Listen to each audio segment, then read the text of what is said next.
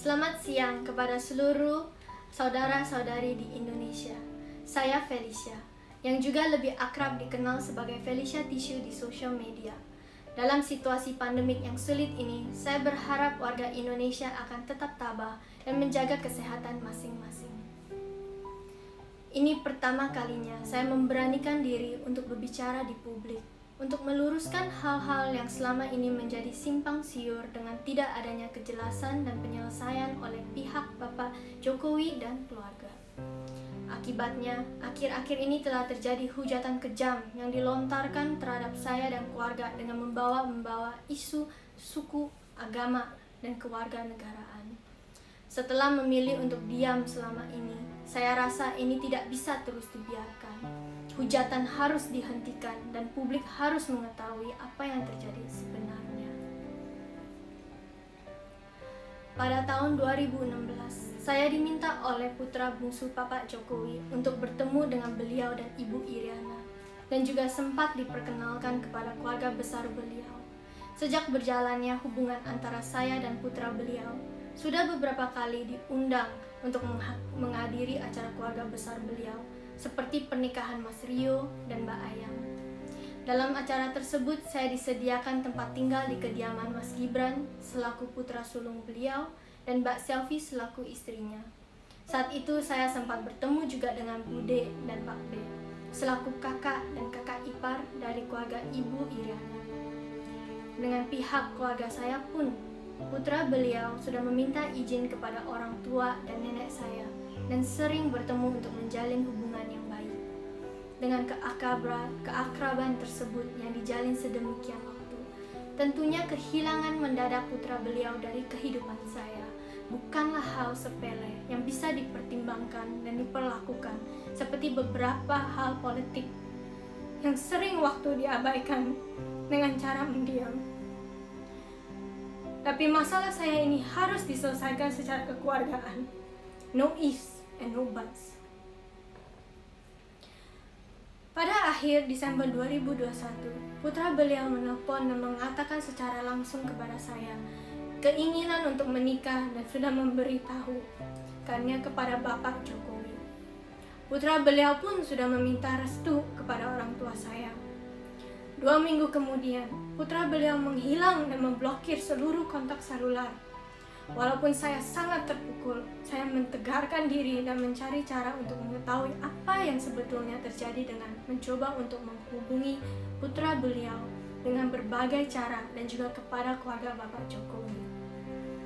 Tapi dengan sesatnya, tidak ada satupun yang merespon dan Ibu Riana pun mengganti kontak selularnya. Satu-satunya pembicaraan yaitu dengan Bude yang sempat kaget kepada perilaku putra beliau. Pada waktu itu, saya dianjurkan untuk tidak mengosongkan pikiran dan disampaikan bahwa Bude yang akan coba cari tahu dari keluarga beliau. Namun, setelah 2 hari kemudian, pada saatnya saya WhatsApp kepada Bude, dia pun tidak merespon balik. Alangkah anehnya. Dan yang lebih kejam lagi, putra beliau tetap aktif di sosial media Twitter, tetapi saya diabaikan begitu saja tanpa kabar dari semua pihak keluarga Bapak Jokowi. Namun, dengan demikian saya pun tetap berusaha untuk menulis surat tangan yang dikirim langsung dari Singapura ke Indonesia dengan tujuan kepada Bapak Joko Widodo. Isi surat tersebut meminta untuk hal ini diselesaikan secara kekeluargaan, karena dampaknya akan sangat berat bagi saya apabila tidak ada penjelasan dan penyelesaian dari pihak beliau.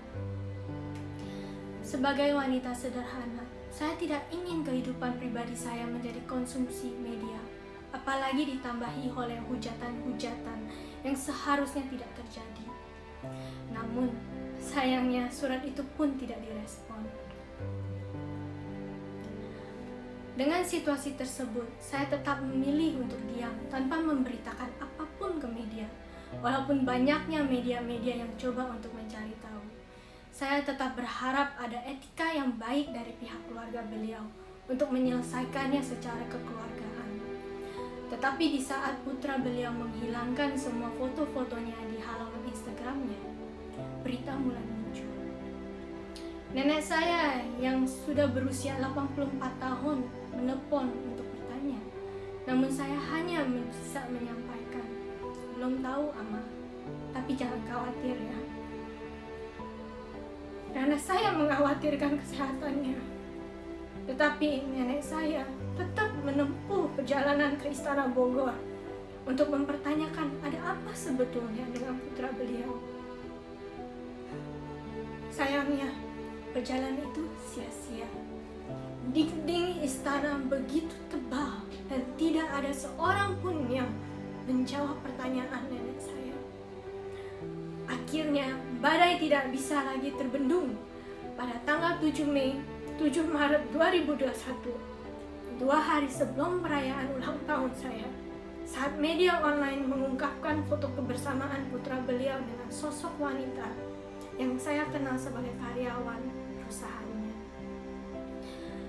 Mulai saat itu, foto-foto mesranya mulai beredar luas di media online, dipertontonkan kepada publik.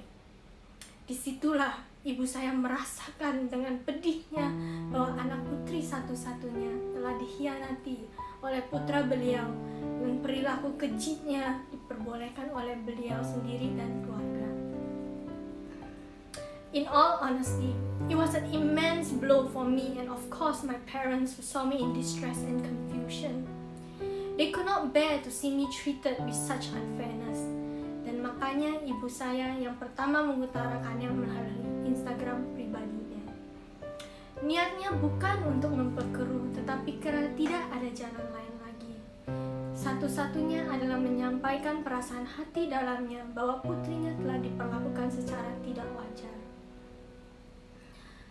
5 tahun hubungan saya dengan putra beliau bukanlah waktu yang singkat. Saya sangat terpukul dan tidak bisa berkata apapun.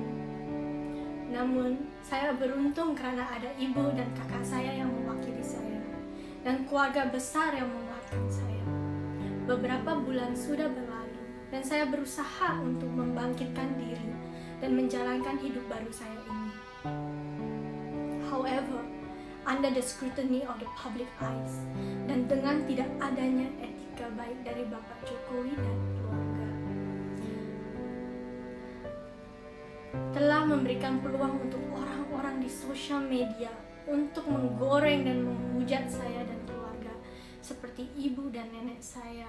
Sampai saya pun secara langsung dihujat secara ras, agama, suku, keluarga negaraan, dan juga dengan menggunakan kata-kata kotor yang merendahkan harga diri saya sebagai wanita. Bisa dibayangkan dampak beratnya untuk saya dan keluarga. Saya rasa Bapak Jokowi yang juga mempunyai anak perempuan dan juga cucu-cucu perempuan bisa merasakan sebagai orang tua apabila ini terjadi kepada pihak beliau. Saya ingin tegaskan, ini bukan masalah jodoh atau tidak berjodoh, ini tapi masalah etika dalam penyelesaian masalah kekeluargaan. Saya ingin bisa menjalankan hidup saya dengan legowo tanpa selalu diusik. Karena tidak ada penyelesaian baik dari pihak beliau, maka saya harus berbicara yang sebenar-benarnya kepada publik agar saya dan keluarga tidak dipertanyakan lagi satu persatu, apalagi diusik dengan hujatan yang kejam. Seharusnya lelaki wajib melindungi wanita, tapi pada saat ini saya berdiri dengan tegar untuk diri sendiri. Seperti yang dikatakan almarhum Gus Dur, sosok pemimpin moderat yang sangat saya kagumi. Pancasila dan konstitusi begitu mudah diucapkan oleh para elit dan penguasa. Namun, mengapa mereka begitu sulit melaksanakannya? Sebelum saya mengakhiri video ini, saya ingin mengucapkan selamat Hari Waisak bagi seluruh umat yang merayakannya. Terima kasih.